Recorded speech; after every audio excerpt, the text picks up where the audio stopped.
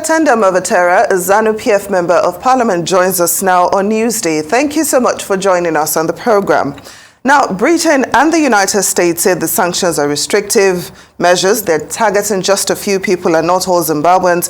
In fact, the UK says it has increased trade relations with Zimbabwe. So isn't it unfair and possibly a lack of accountability on the part of government to suggest that these sanctions are to blame for Zimbabwe's economic woes? Okay, thank you. You know, the problem that we have is I will start and say you do not need to be a rocket scientist when it comes to these issues for you to really see that there is something beyond what we can see concerning the sanctions. Let me preface my response by saying that indeed sanctions exist. We need to take a leaf and be able to look at the Mavetera Act, which is an act which was approved by the Senate and also the Parliament of the United States in 2001 at their 107th Congress. There they went on and they had to level sanctions against Zimbabwe. And it was not only specific to Zimbabwe. We need to be very clear that there are certain sections within that Mavetera Act. I'll start forth with the Section 4, whereby they had to prohibit certain support from democratic transitions and also economic recovery, which was meant to be coming to Zimbabwe. You realize that they went on Section 4 of the Mavetera Act to stop any other transactions that would be able to come through to Zimbabwe. Even when it comes to International Monetary Fund, they had to also go ahead and suspend it. And this alone was a deliberate move, which was meant to make sure that it limits Zimbabwe from going forward. Maybe a background to the sanctions was that in 2001, after the Land Redistribution Act, that is when you realized that sanctions were leveled against Zimbabwe. And you realized that there was the issue of the IMF, which was suspended, support was suspended because of this Mavetera Act.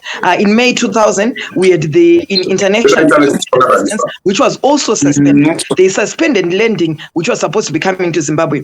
In September 2000, they suspended disbursements of projects funding, which were current fund programs that were actually happening there. And again, you then realize that they eliminated the sovereign debt of Zimbabwe and also any other funding that was supposed to come to Zimbabwe. So indeed, if you look at any country not having any funding, this limits your productivity, this limits whatever you would hope to do, because indeed every country can actually be able to function better when they are having certain funding coming through. So indeed, sanctions really have hindered progress in Zimbabwe, and indeed you realize that the people of Zimbabwe have not been able to get the funding that they were expecting because of this.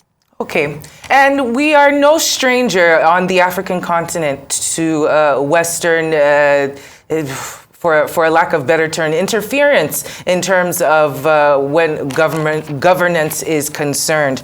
Now, the SADC is claiming that the West is using these sanctions against Zimbabwe to try and influence the outcome of the elections next year. I just want to get your comments on that, whether or not this is a claim that is credible. Okay, thank you very much. For me, when I look at it, I need to be quite holistic on the whole view of what is happening. Indeed, we have had opposition in our country. There's no country which doesn't have opposition. The opposition has been funded mainly by the West, especially in Zimbabwe, because they want to have a regime change agenda that they have.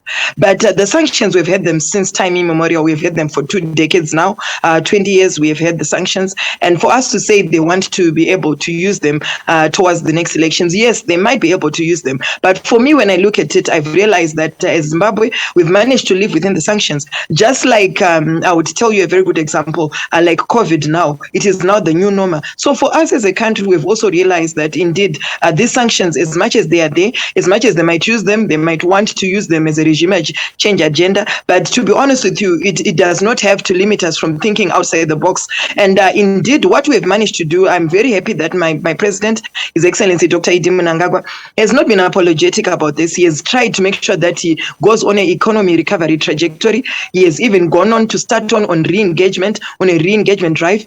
And also, he also preaches every now and then about making sure that as Zimbabwe, we are a friend to all and an enemy to none. So this is what has made us be able to progress forward as a country. We we need to understand that even Smith, who was then the president of Zimbabwe, went in and also experienced these sanctions. So we believe that these sanctions, as much as they are there, we don't want them to be there. We are calling for the immediate, for these sanctions to be removed in Zimbabwe. But to be honest, sometimes you just need to understand that this is what you have, and you have to be able to live within that.